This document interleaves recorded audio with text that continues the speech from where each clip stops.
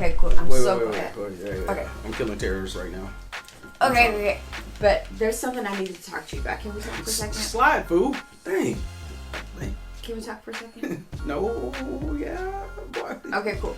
So, you remember when we said that we weren't going to, we were kind of like on a spending freeze? No, I shot that dude in the head. How is he not dead? I don't understand this. Come on, man. You remember? Why did he respawn me right there? John, What? do you remember when we had the budget meeting and you said that we needed to be on a spending freeze, and I agreed with you? Do we have to talk about this right now? All right, what's up, y'all? Today we're going to talk about the fact that we need to talk. So, as y'all just saw in that last clip, this was something that was reoccurring within our relationship, whether intentionally, unintentionally. Yeah. Just picking like really bad times to try to have really vulnerable and intimate or just detailed conversations with your spouse when their mind is not there. Mm-hmm. Okay. So one of the first things that we would suggest that couples put into practice, especially when you guys aren't at a place to where you're having consistent, healthy communication, you need to set a time and a place for you all to be able to have the discussions that you really want to have. Yeah, because you want to, be able to clearly state what's on your heart, but then you also want your spouse's full attention. And they could be reading a book, playing a video game. If I'm saving the world from terrorists on Black Ops or Modern Warfare, you don't want to interrupt me right that's there. not the time. Yeah. So what you actually want to do is maybe early on throughout the day, send them a text. Yep. Or in passing, say, hey, hun, there was something I want to talk to you about. Yeah. Can we spare some time this weekend or later on tonight? Now, I'm going to tell you what's going to happen, because some of you all have already, we've done other videos before where we've talked about this, and you'll say, well, what if your spouse won't talk to you? Then you don't continue to go in that relationship the same way as if it's business as usual. Right. If you have a spouse that's refusing to talk to you, stonewalling. They're stonewalling. That's what we call stonewalling. If they're refusing to talk, that means that they're emotionally detached, or they're afraid that if they have a conversation with you, you may be reacting in a way that they just don't want to deal with. So it may be a two-way dysfunctional, unhealthy communication issue that's going on. And when you're desiring to speak to them, their reaction is one that's saying, okay, I don't want to have the confrontation. I just don't want a confrontation. I just want to move on with my day. If y'all are at that point, then both of y'all need to do something about it. Mm-hmm. So that's beyond just kind of the normal, like, we're in the ebb and flow of life. We've just been busy. That means you guys are at a point to where this has been a while. Yeah. And something is really wrong at the root of the relationship. And this isn't just a communication issue. This is a hurt, bitterness, anger, resentment issue. Yeah, somebody's deeply offended. And at this point, y'all are tolerating each other. Y'all are not celebrating each other. Y'all are not enjoying, the relationship that you guys should have. And at that point, you need to do something desperately. Like somebody in a relationship needs to say, you know what, we ain't going another week like this. Either we're going to get some therapy, we're going to go to counseling, and we're going to see somebody who can help us to get past this, or something else is going to happen. But we're not going to stay in this relationship and we're literally not talking to one another for weeks and weeks and weeks at a time. That's not healthy, guys. Yeah, so we suggest either you go see a counselor, find a mentor, or maybe someone that you can actually go to that you trust, that you can say, hey, this is going on, we can't take it much longer. Or if you don't have any of those types of relationships in your home, then if you know that this is going on and it can't go on any longer, then you take a stand and say, hey, babe, we need to talk, and we need to talk now, because we can't go another week like this. Yeah, and I know that can't take it. Yeah. That can be very confrontational, but confrontation is not a bad thing. And so sometimes you do have to push a little bit, because... Let me say this on that. When they push and when they do that confrontation, you can do that in a very respectful and humble way. So this isn't like you got angst and you angry and you're going to them and you're like, we gonna talk, or we ain't going another day. It's you know what I'm saying? This ain't all that. This isn't you about to fight, but this is you as calm as you can be. This is you as sweet as you could be. Just saying with a nice, graceful tone, I'm putting my foot down. Yeah. We're not going to continue like this. We can do better than this. And you can even throw in there a couple of, I love you. And I want us to have our better selves. in this marriage and not a shell of who we used to be. You know what I'm saying? And in order to get to that point, something has to be done. But this tolerating dysfunctional, unhealthy communication, this is something that needs to stop. Yeah. So one of the other things we suggest, set a time and a place, because some of you all are like, whoo, man, thank God we ain't there right now. Thing is, we were there. We were at a point where it was really bad, and we had a lot of unhealthy confrontation. One of the things Lanette and I did within our relationship, at one point we made a decision to say we're not going to yell at each other.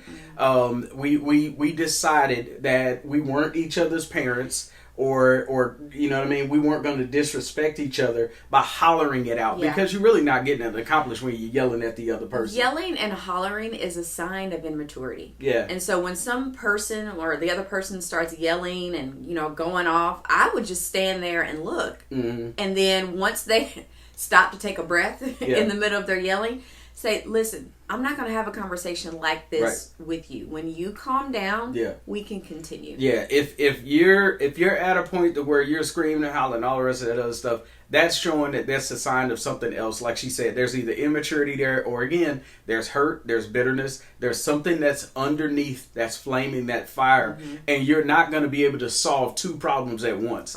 One is they have a dysfunctional root that's driving this fruit to come out, that's going to make the conversation continue to spin in circles, and then you make no progress. So the point of the conversation is just gone.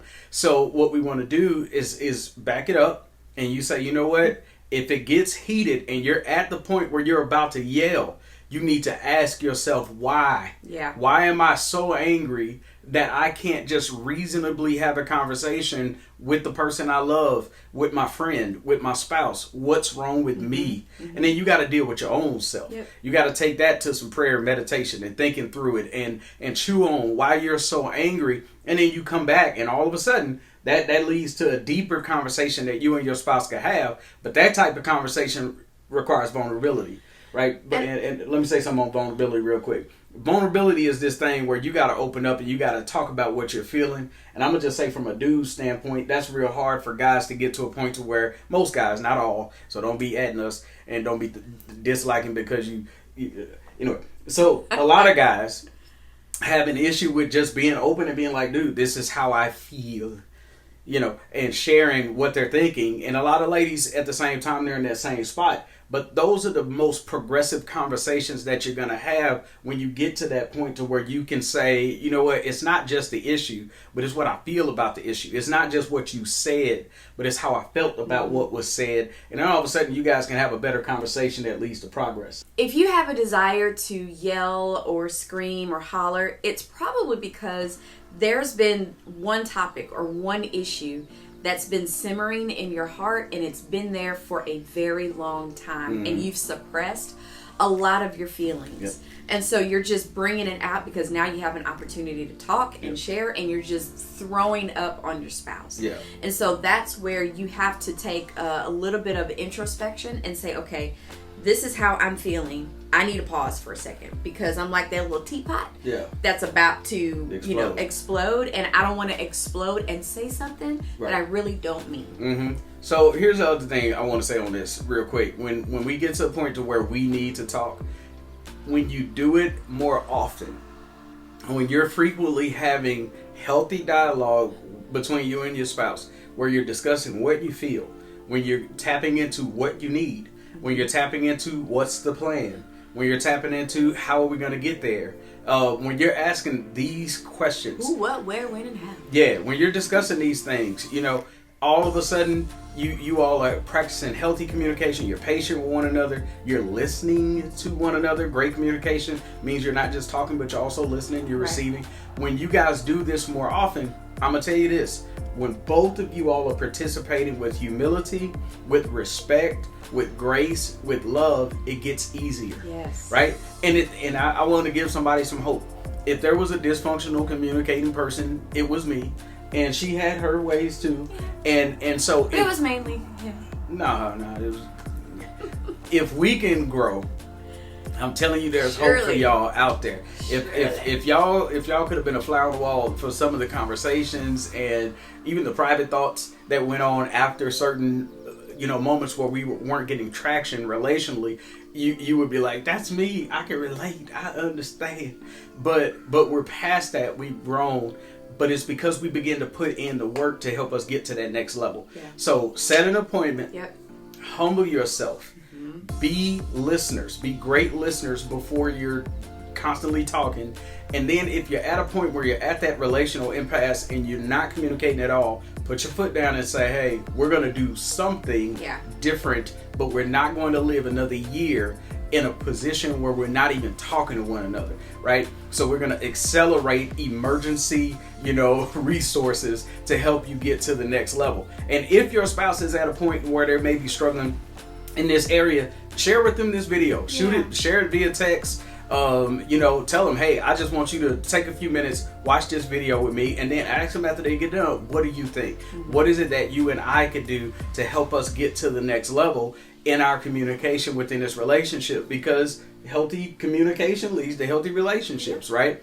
All right. So we appreciate y'all checking out this video. We got more coming. Make sure you guys don't forget to like, subscribe, and share. Leave a comment as to if this worked for you or what you have done in the past that actually really worked for you in your relationship concerning communication. All right. Peace.